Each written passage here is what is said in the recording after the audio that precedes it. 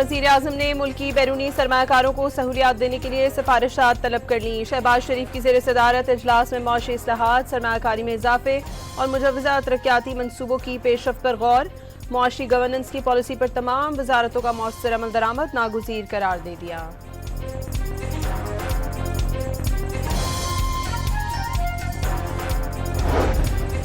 कौमी असम्बली के 125 अरकान ने इलेक्शन कमीशन में गोशवारे जमा नहीं कराए। गोशवारे जमा न कराने वालों में खालिद मकबूल, खुर्शीद शाह, वैस लगारी, वजीर इत्तलात अता तारड़, लतीफ़ खोसा और दीगर शामिल। सिंध असम्बली के 62 और पंजाब असम्बली के 159 अरकान ने भी गोशवारे जमा नहीं कराए।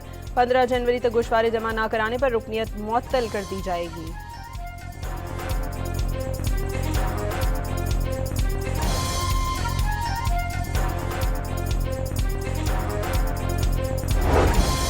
वज़ीर आला पंजाब मरीम नवाज ने वाघा बॉर्डर लाहौर पर तामीर किए गए अरीना का इफ्तिताह कर दिया। नई तामीरात में यादगार शौदा और थीम पार्क भी शामिल। बाब आज़ादी के मकाम पर शाही किले की तर्ज पर आलमगीरी दरवाज़ा भी नस्ब।